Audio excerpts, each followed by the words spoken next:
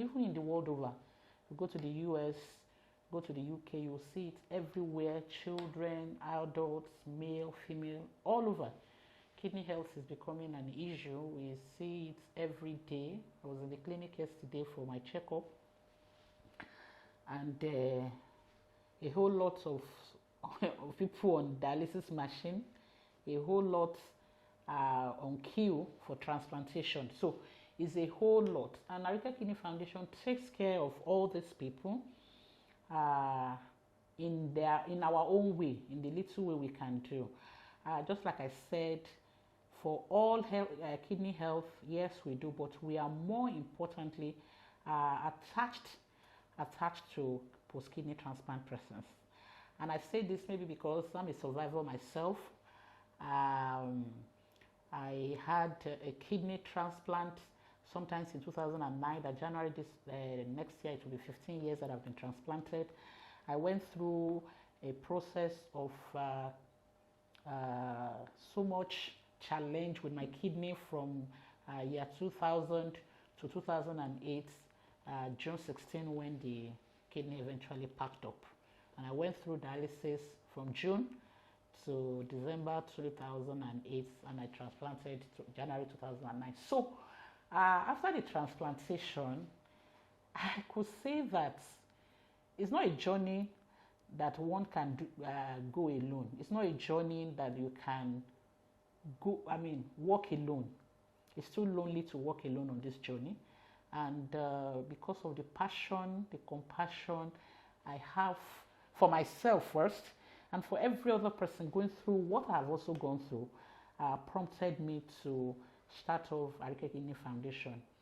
And you may not want to believe it, Arike Kidney Foundation is not even up to a year, but just about 8 months, 6-7 months. We started off in March 2023 officially, because we wanted to make everything official. And we have our website, we have our social media handles, Instagram, Facebook, LinkedIn, all Arike Kidney Foundation. So please, you can check us out and see what we do there.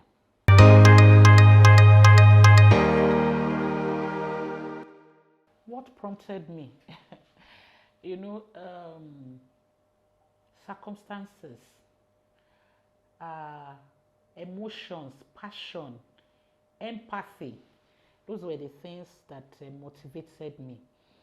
I want to thank God for opportunity of the job I'm doing presently.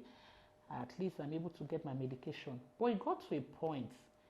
I lost a dear friend. Unfortunately, most of the medication taken by kidney patients are not manufactured in Nigeria, and so it makes it so difficult. Though we have, there's an association where I'm the secretary, Post-Kidney Transplant Kidney Association of Nigeria, where I'm the secretary. But of course, when we have a whole lot of people coming together, taking decisions, was a little slow.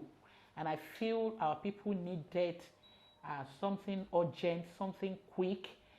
We need our voice to be out there. And that was what prompted me to say, you know what, let Arike Kidney Foundation come into be. So I lost a friend in the year 2021. I couldn't travel and I needed to get my medication. This guy was the one that linked me up with someone in India to get my medication. And then a few months down the line, he called me to tell me his grafts now was packed up. And I was like, what happened? He didn't get the medication. Maybe he has the medication for 3 days. And because there was no availability of funds at that time, he intended to spread the 3 days medication to 6 days, pending the time he could get money. And in 3 days, the kidney packed up, and then he eventually gave up the ghost. That situation pained me. That situation got to me, and I felt that we need not die unnecessarily. We need not just live. We need to live and live well. And so that necessitated my writing a book, The Roller Coaster. I wrote the book, and I felt that the proceeds of the book should do what was uppermost in my mind, and that was to have the nation at large, our people and the world over, have the awareness that kidney health is a challenge, that kidney health, people that are going through kidney health are going through a whole lot. And so I channeled the proceeds from the book into Arike Kidney Foundation to be able to have awareness, to be able to, ultimately be able to get medication, either through donor agencies, philanthropists, or any other means, either people giving us money and we run a DRF, be able to get this medication down from wherever it is and be able to give out, even if at this initial stage of the life of Arike Kidney Foundation, we can't give it out free, but we'll be able to either sell at the cost price that it came into the country, or if we're given, if we have aids, if we have grants, if we have things, people to help us, be able to even sell at half the price.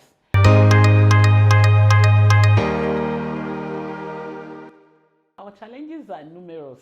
The fact that you will have to be on medication daily is a challenge on its own.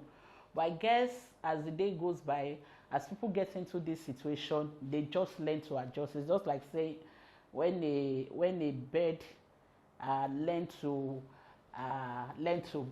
fly without perching, the hunter will also learn to shoot without missing. So people have to learn how to adjust and adapt their life to a new life of daily medication. The most challenging as it is the purchase of medication. At Arike Kidney Foundation, on a daily basis, you go into our mails, you go into our WhatsApp group, you go into private texts and calls that please can you help. And in the recent time, God helping us, we've been able to do the little we can do, send medications to people across Nigeria, either in the north, in the west, in the south, or wherever within Nigeria. So medication is the biggest challenge. I think the other challenges are personal. They are things that everybody will adjust to based on their lifestyle, based on maybe the work they do, based on their family, based on several other factors around them. But basically, a level playing ground for everyone is the medication. They are very expensive. They are not easy to get. Not even now that the dollar is skyrocketing. The medications have gone up more than 100%. And in fact, I sent a message yesterday to an importer of that medication, one of our medication that is the most important, and he said he doesn't even have. So business women or businessmen, they capitalize on this. The medications are not readily available, and the little that are available are very expensive. So it is not a walk in the park at all as per the medications of the post-kidney transplant persons. That is the most challenging as we speak.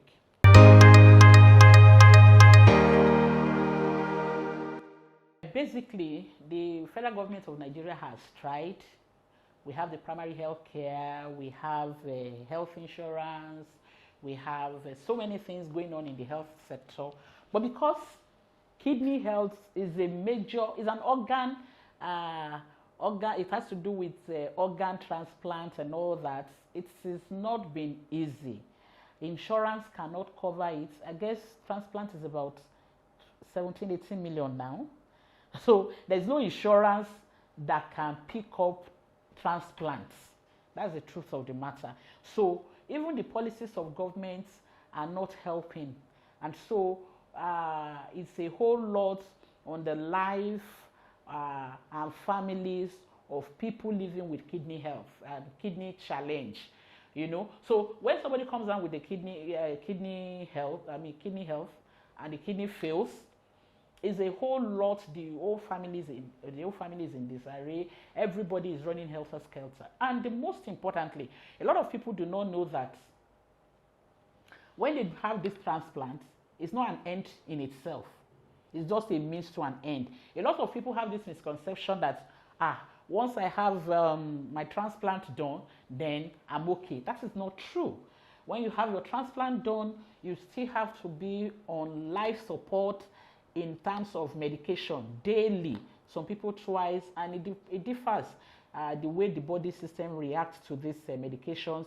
So some takes it 2 times, but in all facts, medication must continue even after a transplant. So a whole lot of people do not know that that is what happens. So they go on either TV, they go on radio, solicit for funds, governments, and then they are transplanted.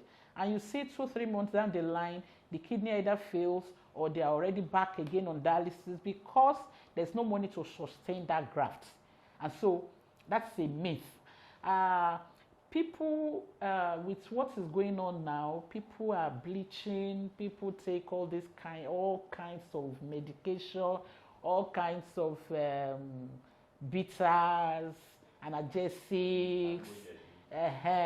People take so many things and do not know. And in the recent time, I see people come up, wash your kidney, flush your kidney, this kind of awareness, I tell people, yes, it's not impossible. Some of these leaves, herbs that we have in our country could actually be working for kidneys. But the fact that as every leaf or every herb do not have just one property, they have so many things embedded in them, and so the ability to be able to extract exactly what is needed for that kidney is the issue. And then what is the quantity, the dosage with which such a person should take those things. Those are a lot of myths that are causing a whole lot in the ecosystem. The kidney ecosystem is becoming larger by the day, is expanding every minute, and we want people to be aware. We want people to know that kidney health is important.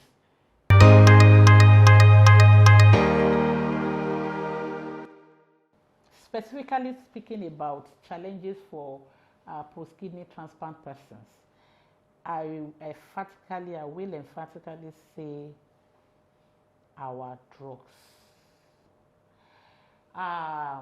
These are medications that are not on off the shelf. They are not the kind of off the shelf medications. They are not medications you can get just anywhere. I live in Abuja. There's one of these, and I'm not advertising. There's a big pharmacy in Abuja that has I can tell you that pharmacy has more than 25 outlets in Abuja, and they run 24 hours.